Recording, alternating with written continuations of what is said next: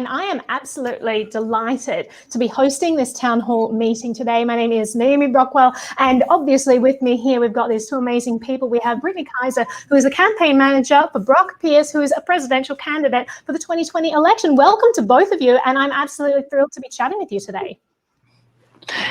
It's so good to see you, Naomi Brockwell. We've been friends for quite a few years, and you are a hero and advocate for liberty. So, as are you, Brock, and I'm absolutely delighted to see you running and to see you talking with such eloquence about the most important issues, which include whistleblowers, privacy, data collection, all of these things that other presidential campaign candidates are just completely avoiding, which is a disaster in my opinion. So today we are going to be diving deep into the topic of whistleblowers. We're going to be talking in particular about Snowden. He's been in the news recently because Trump has been perhaps considering a pardon. I mean, that would be incredible if that happened, but let's dig into that. Let's talk about why whistleblowers should be protected. I mean, should they be protected? And we'll sort of go into freedom of the press and all those sorts of things. So let's start off right off the bat. I wanted to ask you to, let's talk about this idea of Trump potentially pardoning Snowden. Why would this be a big deal and why would it be important? Well, I mean, it's obviously a very big deal. It raises some very important questions about, what is right and what is wrong. Edward Snowden, was aware of things that he did not think were appropriate, did not think operated within the boundaries of our Constitution. And he took that information to his superiors, and his superiors chose to do nothing with it. And he was confronted with a very, very difficult decision, which is what to do. Do you just do you follow the line and keep your mouth shut, even though you see what you believe to be major atrocities being committed, or do you whistleblow and put yourself into harm's way? What he did was very courageous. He did what he thought was right after exhausting every other channel that was available to him at the time. And it's interesting to see, this is now 6 years in. And the fact that this conversation is happening, is a wonderful thing. And I don't care, who's ultimately the party that is responsible for making it happen, but I'm glad that the conversation is being had. Absolutely. And as a whistleblower myself, I suppose I have a certain type of insight into that thought process. So the situation that Edward found himself in is that he has made contractual agreements with his employer. For me, it was a commercial NDA. For him, he had more serious documents that he signed specifically to have security clearance access, right? And once you start to learn that you are involved in perhaps systemic issues that are going on within your organization that either violate people's rights or even have a wider significance, it's called a crisis of conscience. And you are in a situation where you know that you have agreed not to say anything. Usually whistleblowers start to raise the alarm within inside of their organization. I myself had gone to my superiors many times about issues that I saw within the company.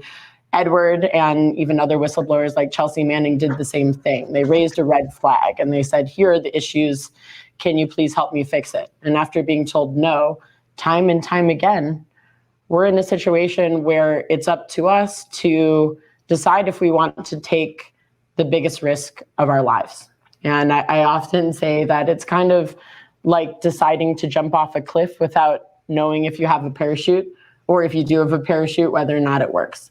You don't know if you're going to spend the rest of your life fighting in courts. Most whistleblowers do. If you're going to be put on blacklists and never get a job again, if you or your family are going to spend the rest of your life being physically or even emotionally threatened, what's going to happen? A lot of whistleblowers, just like Edward, lose their freedom of movement, and others like Julian Assange lose their right to freedom. So it's the biggest decision that anyone can ever make. It's a very brave decision. And whistleblower protections need to be strengthened so that we don't have to be in a situation where we have to consider a pardon.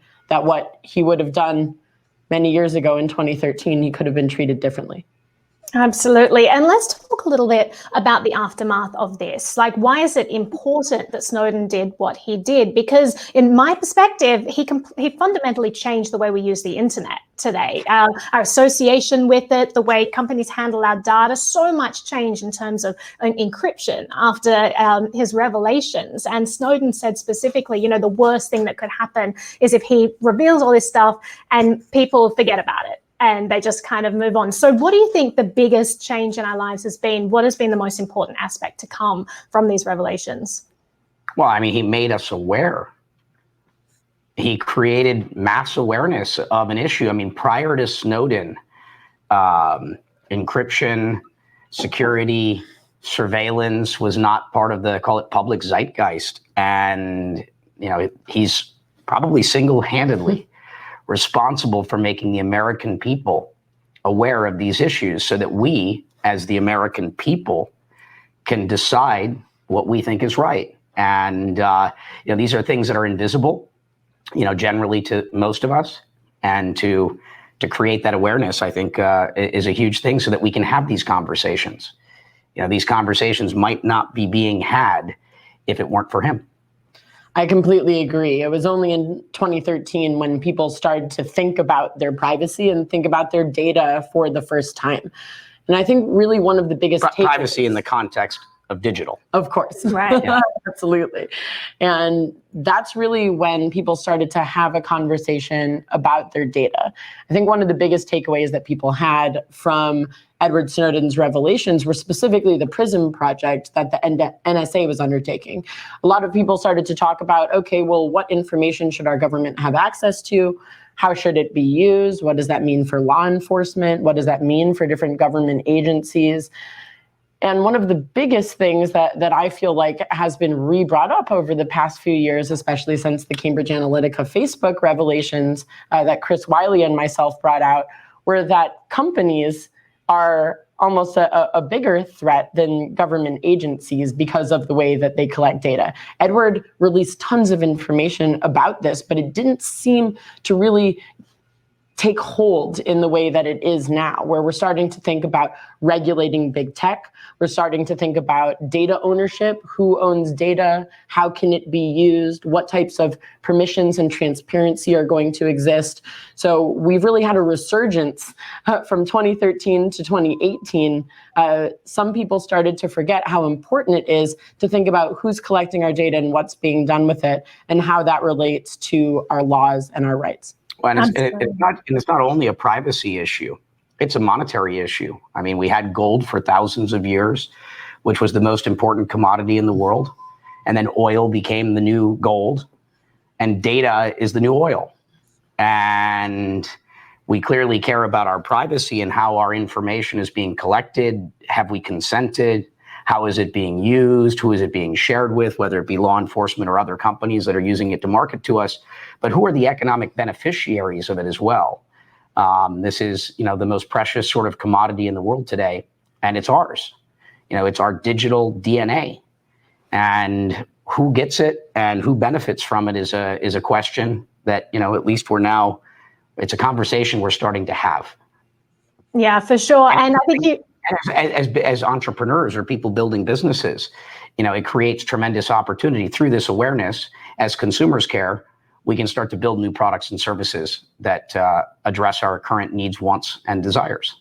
Yeah, for sure. And I think you hit the nail on the head there when you're just talking about, you know, how important this is and how valuable this data is.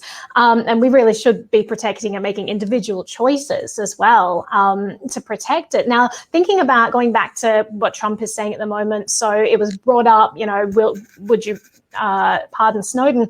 And he made a statement that basically said, oh, I hear some people you're talking about it. He's doing a Trump thing. He's testing the waters. He's kind of gauging interest there. And he's been getting a lot of feedback on both sides. Some people are calling Snowden a traitor. Some people are saying, absolutely, pardon him. Now, if Trump doesn't go through with this pardon, let's look forward to your presidency. If you were to become president, would you pardon him? I think the answer at this point is yes. Edward Snowden. I've been reluctant to go on record with all of these things because it's so important to me in this campaign that we do things differently, which is to create a dialogue, to create a conversation so that we can collectively form consensus, reach consensus, when possible around these issues. But then also I have to do what I think is right. And I mean, my campaign manager is a famous whistleblower. And so I think that speaks for itself. I think people could have guessed where I would stand on this issue, but I think it's important also to provide clarity now that this conversation is being had. And so whatever happens right now, the fact that it's on the table, that a sitting president is considering this pardon and publicly tweeting it, means it's now a very real possibility. It's now something that the Democratic candidate has to consider. It's something that any other third-party candidates have to consider. Clearly, as someone that believes in supporting whistleblowers and understands the importance of data, surveillance, privacy, the ownership of it, consent, I can say that that's where I stand. And I think it's a really big moment as well for whistleblowing organizations around the world. I work with a lot of different groups and law firms that specifically concentrate on helping whistleblowers, drafting new whistleblowing legislation, writing amendments to strengthen current whistleblowing legislation. And it's in general been one of the biggest issues around the world that this is an underrepresented group of people. There aren't enough protections in our laws and regulations that make sure that people that decide to take a risk that big are going to be supported not just by the government, but also by the public. So there's a lot of work that needs to be done there. And I think over the past 2 days, we've seen a lot of hope come out for people that in general have been marginalized and not really received the support that they deserve. Absolutely. And I think in the past, we've seen government agencies go after whistleblowers time and time again, famous whistleblowers. And it's just very clear that we do not have a culture in this country of protecting whistleblowers, but it seems like it's one of the most important things that we can be doing as a society. That's how we get accountability. Now, the aftermath of the Snowden revelations, he talked about it in his memoirs, talks about, the court cases that we've since had where it has been found the government's been doing illegal things, but it wasn't until we brought it to light that these illegal things, could be talked about and we could discover this and actually bring it to trial. Now, someone else who's done tremendous work bringing a lot of things to light, that we didn't know were going on. Obviously, WikiLeaks. We've got Julian Assange, who has released a tremendous amount of documents that have revealed government atrocities and things that have happened where people haven't been held accountable. Let's talk about Julian, because this morning he came into the news. There were a group of 152 legal experts from around the world. They signed this document that basically it's a litany, a detailed account of all of the atrocities and abuse that's been perpetrated against him. A lot of people in support of having him released right now. So where do you guys stand on Assange and WikiLeaks, and what do you think should be done there? Well, this is, and this is a question really about journalism, and I think, the freedom of the press. Julian Assange did not sign a contract that limited his ability to share information that had been given to him. And so I think that this is an even clearer case. I really think that the work that Julian Assange and the whole WikiLeaks team have done are that profile of work has been one of the greatest contributions to upholding international human rights agreements than almost any other group that we've seen. My first interaction with WikiLeaks was when they released the Iraq war files, which was one of their first big data dumps. And at the time, I was a war crimes researcher studying as a human rights lawyer. And this was the first access that I had ever been given to primary source material that governments and militaries were committing war crimes. So when we talk about, as a human rights community, how do we hold perpetrators accountable? How do we protect human rights around the world, especially during times of war?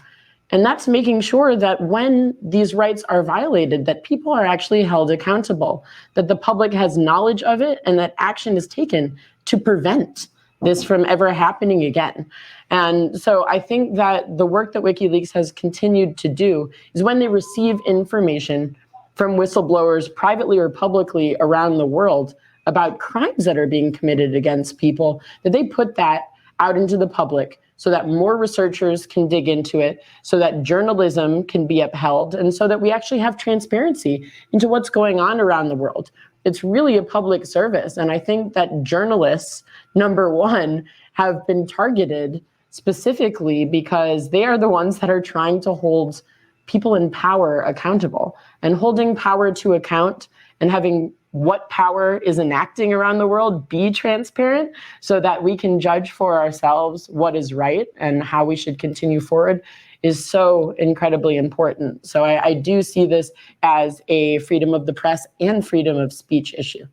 Absolutely. I think the freedom of the press is, as we said earlier, it's one of the most important things that we could be, holding up right now. And you're seeing it just be destroyed all over the world, right? It's you've had raids at ABC in Australia and things about the Afghanistan war be shut down. And it's not just in countries like that. Like here in America, you see this strange and almost perverse relationship between government and the press, where you see press outlets losing access if they speak out about anything, if they say anything that doesn't toe the line. And I think that the state of journalism in America, it's in dire straits in some regard because people are scared. We haven't shown that there is protection for journalists who do speak out. Journalists are persecuted when they speak out, or they're fired, or, and so what do you see forward? Like, what do we need to change as a culture in order to bring back a better culture where we support the people who are holding those in power accountable? I do really think there needs to be a resurgence of a way for us to verify real news. I think all of us have been involved in, the blockchain and distributed ledger technology industry for a little while, and tracking and traceability of original and real information is one of the biggest issues, especially on social media today. The undermining of the credibility of the press has been one of the biggest reasons why media organizations, journalistic outlets are actually not being funded. They're having to cut their staff, and therefore their ability to do the research and to do the investigative journalistic work that helps bring some of these revelations to light is being extremely undermined. The idea of fake news and disinformation, what's real, what people can believe, it's very intangible for the public to decipher. We are not media literate as a world. We have trouble spotting fake news and disinformation and understanding what we should accept as truth. So I really think that obviously technology has a big part to play in this, but it's going to take many years for us to re-engage with the public and get them to trust media again and trust journalism. There's a lot of work that needs to be done there specifically because of the whole rise of fake news. I mean, fake news, I suppose, really started in around 2011, 2012, when we saw the rise of the Arab Spring, and we saw people using social media for the first time to disseminate photographs or stories that may have been taken from the green zone in Iraq, and they're saying, hey, look at what happened in Tahrir Square today. And so that was one of the first tech companies I ever worked on. Actually, it was a tool for journalists to encrypt in the metadata of a photo the time, place, and location of where them as a citizen journalist took that photo so that it could not be repurposed by a media organization saying that it had been taken somewhere else. So we've seen this problem for almost a decade now with the rise of social media. And I think real news outlets, real media outlets that for however many decades have been our source of truth are now being undermined in favor of, a new website that popped up yesterday, but somehow by using bots or interesting fake information, they're able to grow a following. And now more people are seeing that than the New York Times. That's a huge problem because real journalistic outlets have rules that they adhere to. They make sure that they are fact checking. They never are going to cite anonymous single sources. I mean, there's a reason why we need to protect real journalism and real press outlets. And that's one of the major problems that we have in the world today. Well, Yeah. one of the other things that's worth noting too is what we're seeing in terms of censorship and censorship in big tech and the conversations happening there. And are these big tech platforms, are they platforms that are not responsible, or are they publishers? And this is a conversation that's also been brought up lately. And censorship matters, but it's also just business model. I mean, at the end of the day, what we do, we the people are also somewhat responsible. We have to be conscious of where we vote with our time, the discernment that we use and the sources of information that we choose to listen to. Do we even bother to do any fact checking ourselves? I feel as a society, we've become, kind of very lazy, and we are, willing to communicate rumors as facts, and we're willing to speak as experts on subjects where we may have only read a headline, where we have no actual information. I mean, I had this conversation a couple of days ago with a friend. It's like, he gets approached and told, oh, no, you shouldn't talk to this person. This person's a bad person. Oh, what did this person do to you? Oh, I never met them, but I heard. You heard from who? What was their relationship? But this is where we, as a culture and as individuals, have to, be responsible and, check our sources. Where did that information come? Where did it come from? We don't want to become the angry mob either. So I think, censorship, is another major issue, but also the individual responsibility that we have, and being responsible for what we continue to share. The information that we continue to pass on, and to make sure that we know what we're talking about. Yeah. And speaking of sharing, everyone that's logged into Crowdcast, if you look at the bottom of your screen, you can see a button called Ask a Question. So if you do have questions for us, please do submit them, and Naomi can make sure that we address as many of them as possible. And as you're seeing, this is, it wasn't stated, but this is our first mini town hall. So we do our national town halls every Wednesday to talk about major national issues. And hopefully we get to the point that we're having these mini town halls Monday, Tuesday, Thursday, Friday, to cover as much subject matter as possible. And you have the ability to ask questions. You have an ability to participate. This is one of our primary mechanisms by which we share our platform and our policy. And we want this to be an invitation to participate in the conversation. This is, I think, the first time that we have the ability to participate in the development of a presidential platform. We're leaving this broadcast age or era where, the press and government talks down to us and tells us what to do and what to think. And I believe that this collaborative, participatory age is emerging where our voices matter, where our voices count. And so please share your voice if you have an opinion. I don't have all the answers. And I want to know what you think. It's I love that stance so much, especially watching the different debates that go on every election. Nothing really seems to change. You have people who think they have the answers to everything, and they're just going to dictate what their answers are. So I love this collaborative process, and that you are humble enough to recognize, as all of us are, like, we're all fallible and none of us have the answers. So thank you for that. And just talking about, this censorship in media and not knowing what's truth and what's fiction.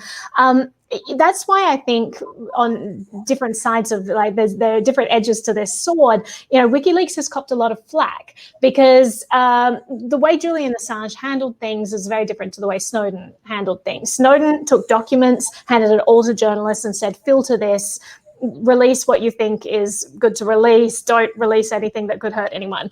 And WikiLeaks has copped some flack because they just release unfiltered documents, and that's their policy to do so. And I think that there is something very important in the releasing of unfiltered documents so that people can see for themselves and make up their own minds. I was just wondering your thoughts on that and on the different strategies that each of these whistleblowers have enacted.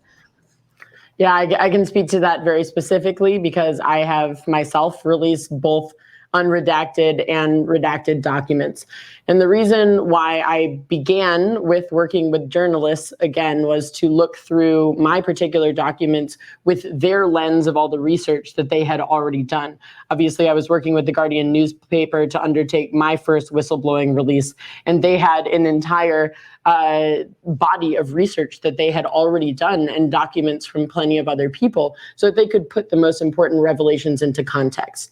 Now, when I found that it took quite a long time for certain journalistic outlets to go through my documents or find them to fit into one of their other stories that already fit a narrative that they were writing about, I knew that there was so much more that the world should have access to. So I started releasing unredacted documents for two reasons. One, because after the Mueller report came out with tons of redactions, there started to be a public outcry over redactions. What are you hiding from us? What names are you hiding? Why don't we have the right to find out who you were investigating or who was involved, what you're talking about? So I thought it was very important to put out documents where people could have a full context, and if they want to look into it themselves, if they want to do further research, then they have the ability to do that. Now, of course, the only redactions that I have put out are to protect people's personal data. As you can understand, I believe in protecting people's privacy if they are not subjects of an investigation. So that has been my only limitation on the redaction. So I do believe that what WikiLeaks did was correct, but in some cases, it is really important to be working with journalists and investigators to make sure that everything that you know can be supplemented with a wider breadth of research and expertise to make sure that what you are doing as a whistleblower is put into context and you have the actual impact that you are seeking to have in the world.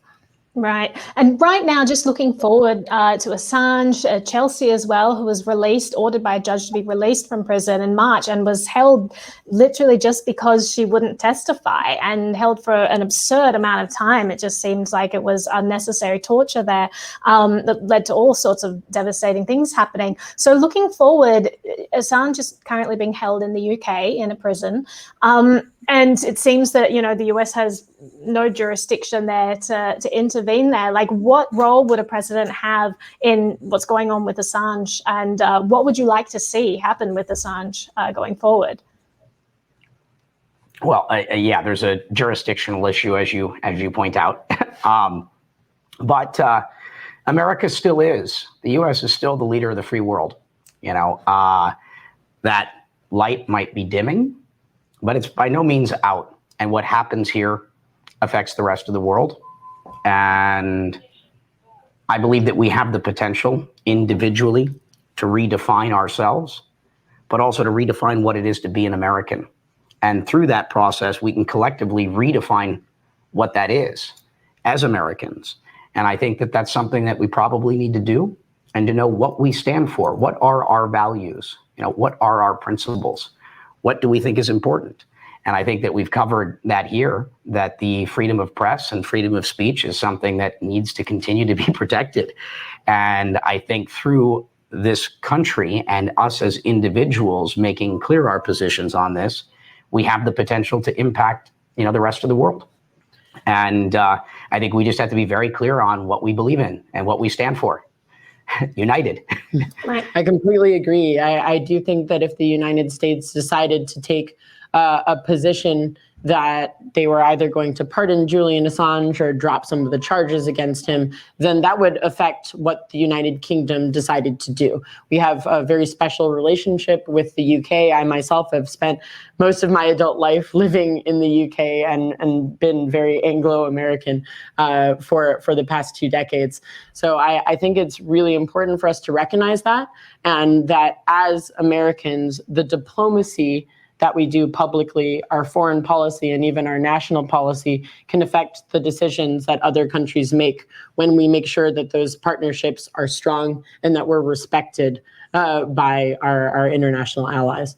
Absolutely. And there's one more person that I want to bring up before we go into answering some questions, because our participants have a lot of great questions there. I wanted to mention Ross Ulbricht. So this is someone else that a lot of people hold up as being a political prisoner. They suggest that he has an unfair sentence and is currently in jail for things that are not proportionate to the crimes that he was convicted for. So I would love your thoughts on Ross Ulbricht, and if as president you would consider pardoning Ross. Yeah, the Ross, I've met Ross's mother. Anyone that's from the sort of Bitcoin community is very familiar with this. And, I think one point, at least initially worth making, which is a little different from this subject matter, but which is really on drugs and the war on drugs in general. I don't believe that drugs and drug addiction should be a criminal justice issue. I believe this is a mental health and social issue. Putting people into prison, locking them up in cages, spending $80, $60 to $100,000 a year to keep them there is not the answer, certainly for nonviolent, drug addiction. Like, how do we address this issue as a nation? I think the way that we've been addressing it doesn't work. I've spent a fair amount of time looking at what countries like Portugal and Switzerland and others are doing, because I don't think that we're not addressing the issue. And I think that we're using the wrong instrument. When you're a hammer, everything looks like a nail. And I don't think that this is a situation where the hammer is the tool of, greatest use financially. And also it's not solving the problem, right? And then you can look at that issue further. And some of the things that we call drugs might be medicine. I'm a donor to organizations like MAPS, where we are seeing real efficacy in MDMA, treating PTSD, an issue that not just veterans and many Americans suffer from, but through this shared experience of COVID, we have a lot of trauma to address. And then you take a look at some things that we call medicines that look a lot more like drugs. We have a very real opioid epidemic in this country. And it comes from our doctors in prescription bottles, called oxycodone and other things. And these are very real issues. And I think that I look forward to, continuing the discussion. And we will have a future town hall just on this issue. Cannabis, I'm not mentioning because the debate, I believe, is over. I believe that whether you're using cannabis as a medicine, it saved my mother's life. Whether you're using it for spiritual reasons or just recreational reasons, it's safer than alcohol. The president doesn't have the power to legalize cannabis immediately. And this is because of international treaties, specifically with the United Nations. And this is something that people don't bring up in the context of, what is the pathway for federal legalization of cannabis. But I believe that we should figure out how to renegotiate and amend those treaties so that we can do that.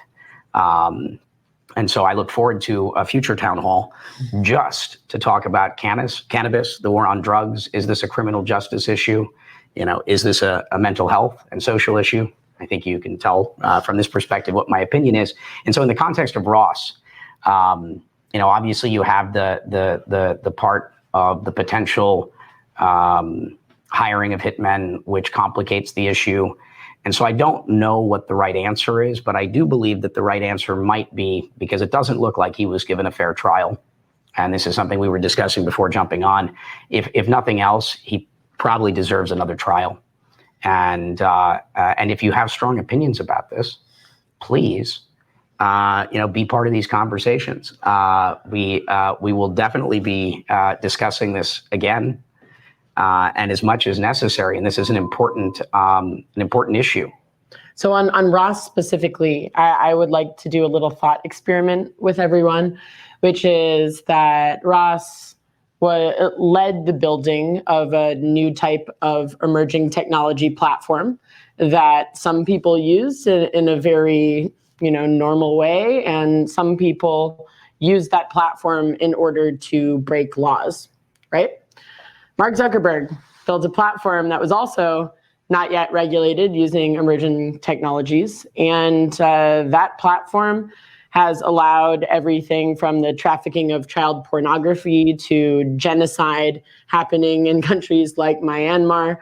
And we're thinking about, in my opinion, the same thing. This is emerging technology that is not yet regulated, that is built by somebody who had a particular vision for connecting people around the world. Somehow Ross Ulbricht is sitting in prison and Mark Zuckerberg is one of the wealthiest people in the world and is supported by governments worldwide. That is my problem with this situation, because Facebook has caused a lot more damage, not just to democracy, but also to the lives of people around the world than Ross ever would have dreamt to with his platform. So I think we need to give Ross another chance.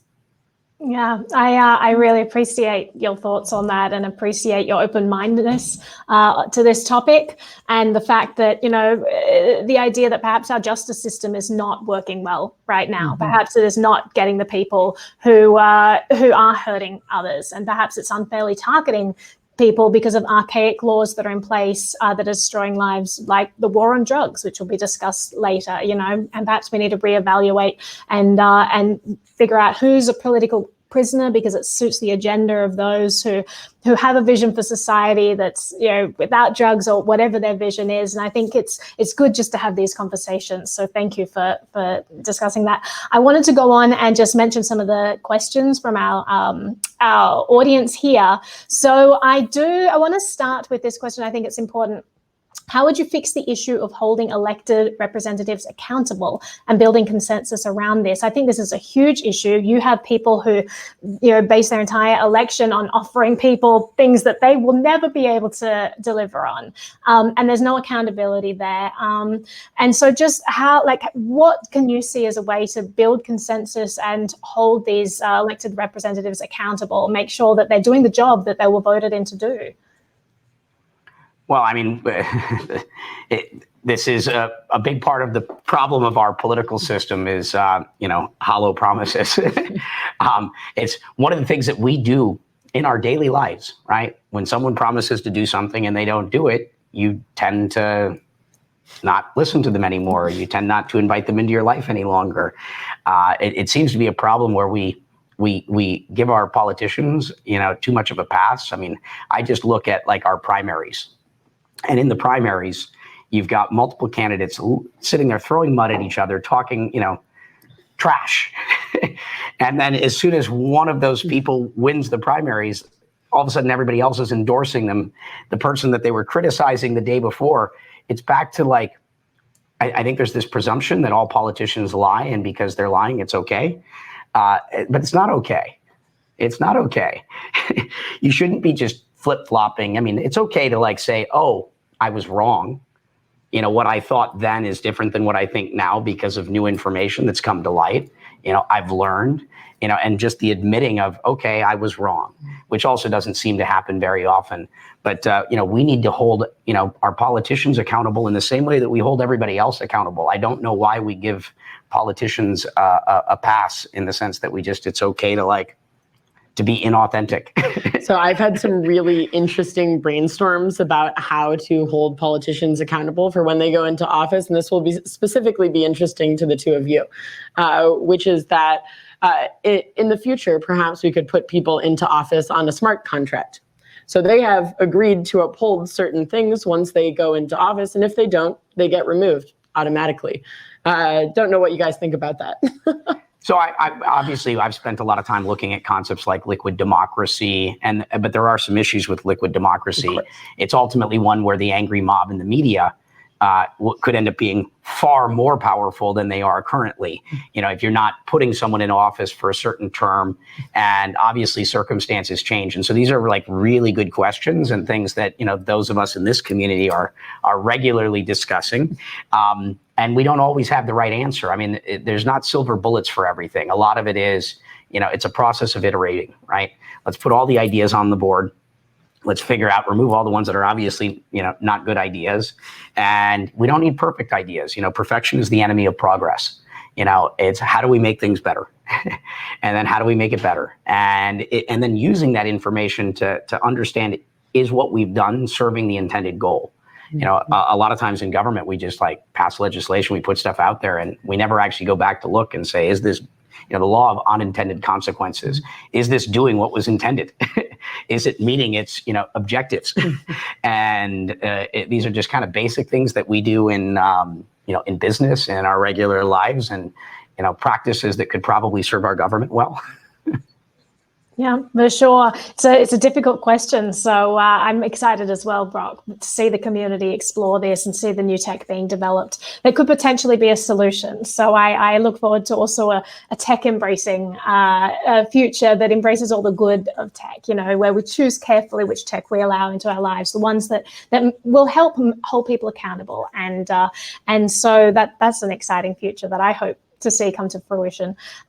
So someone has asked specifically about how to help you in collaboration with marketing strategies, engaging with people, raising funds, and someone in particular mentioned, would you consider a VIP roundtable dinner, a fundraiser dinner, 1 to 2K per plate to discuss policy and strategy?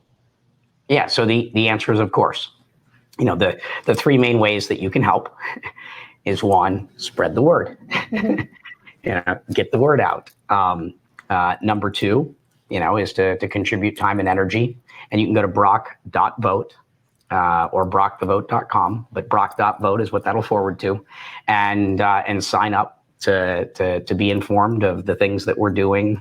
Sign up to volunteer if you've got time. Yeah, we have volunteers across the country that are helping us on social media, texting and phone banking, really raising awareness and growing the movement. So that's definitely an easy way for you to get involved. And obviously, lastly, becoming a donor. The maximum that anyone can donate to the campaign is $2,800 between now and November. And every single dollar that you send helps us reach more voters. And we're really talking to a lot of first-time voters, people who might not even be registered to vote yet, because part of this movement is inspiring people with all the issues that we're talking about to actually care about politics again when they might have felt disenfranchised or not represented, where their voice maybe hasn't counted before, issues that are important to them are not being taken up by the Democrats or Republicans. So, the more people that we can reach, the more people we can make sure are actually voting and engaging in our democracy during this election cycle, which is the most important thing. I think it's also worth taking a moment just to explain the strategy so that everybody understands, is there a path to becoming president in this election, or is this a waste of time? Why should I invest my time, my energy, my resources, my money, whatever it might be? Is there a hope, right? Is there a chance that we can actually accomplish something? And the answer is yes. And when I meet with all these, major political strategists and advisors and such, they always ask me the question, why are you doing this? And I pass that test because I've got real principled reasons for doing this now, which we can address or you can find elsewhere. But they eventually go, okay, all right, but why now? Isn't it too late? Is there any possibility of winning? And I go through the strategy and here's how it works. I start out by explaining that, did you know that you don't have to win the election to become president? All of a sudden, this gets everyone's attention because they're like, I have enough credibility that they're like, huh? And they're like, how does that work? I go, well, our general election runs off the Electoral College vote, meaning to win, you need a majority, keyword being a majority of the Electoral College vote. For example, what would happen in a two-party race if there was a tie? So we have 538 Electoral College votes. If there was a tie, it would be 269 to 269. You need 270 to win. This is what happened in season 5 of the HBO show Veep. But it's also what happened in the year 1800 with Thomas Jefferson versus Aaron Burr. There was a tie. Another interesting example is, what if a third-party candidate were to win one state? If a third-party candidate were to win one state, it becomes possible, if it were a close race, and clearly depending upon the state, that no one wins the election. What if that third-party candidate were to win 3 states? If the third-party candidate were to win 3 states, it becomes likely that no one wins the election. All of a sudden, I've got everyone's attention. Typically, they're like, that's possible. It's within reach. It might not be probable, but it's possible. They're like, so what happens if no one wins? I go, well, this is what happened in 1824. And so what happens is the top 3 candidates with the most Electoral College votes, at least one, are then given to the House of Representatives. And the House chooses the president, with each state getting 1 vote, meaning whichever of the 3 candidates can get 26 states to support them wins. Every time the House has had to choose the president, they've always chosen the third place candidate. All of once, that is, but we still have precedent. and history on our side. And so that would be a compromise, sort of situation, which is very possible in an election year that is this divisive. All of our models for the most part show that it would be a split, that there'd be a gridlock. And the question is, would the Republican states and delegates switch sides to support the Democratic candidate, or would the Democratic candidates eventually switch sides to support the Republican candidate? Or, like they did in 1824, would they come to a compromise and choose the third party, nonpartisan, in this instance, candidate? And so, everyone's always a little surprised because there's actually a strategy. And so we're not running a national election. We're focused on winning 3 states. With 3, Brock? Well, we're going through a process of data analysis. And so we're on a lot of ballots. But one of the states, which is clearly on the agenda, is Brittany's home state, or current home state, her state of residence, which is the blockchain state. Wyoming. Wonderful. And so if you're in Wyoming, we're definitely, please come register if you care about any of these issues. It matters a great deal. My home state, the state where I was born and raised, is Minnesota. And so I was just in Minnesota before coming here. Minnesota is a potentially very interesting one. And then there's a host of other states worth looking at, whether it be Alaska, Vermont, Utah, Colorado. There's a number of states that could be interesting. North Dakota, Iowa, Wisconsin. And so we're trying to figure out what are the right states to focus all of our energy on. And we're going through that sort of data analysis right now. Great. Well, it has been such a joy chatting with both of you. It's great to hear a campaign that has a strategy, a third-party campaign that has a strategy forward, and also a third-party campaign that cares about privacy, digital privacy, cares about freedom of the press, and cares about, most importantly, protecting whistleblowers. So this has been really helpful, I think, to a lot of viewers who want to know what you stand for and whether or not you are their candidate of choice. You may have found some converts in this chat today. So thank you so much. We've run out of time now, but it's been wonderful chatting with you. Thank you so much to everyone who's provided questions, who joined us here, who've been watching. It's been great. And best of luck to your campaign going forward. Everyone in Wyoming, get out there. Thank you, Naomi. Thank you, Naomi. Thank you, everyone, for joining us today. Looking forward to seeing you on our next upcoming town halls. We have one tomorrow about issues that specifically affect Washington, D.C. And then on Wednesday, we're having a full national town hall about voting. Everything from the recent issues with USPS to voting on the blockchain and how you get registered and involved this election cycle. So looking forward to seeing you all there. Great. Thank you for tuning in.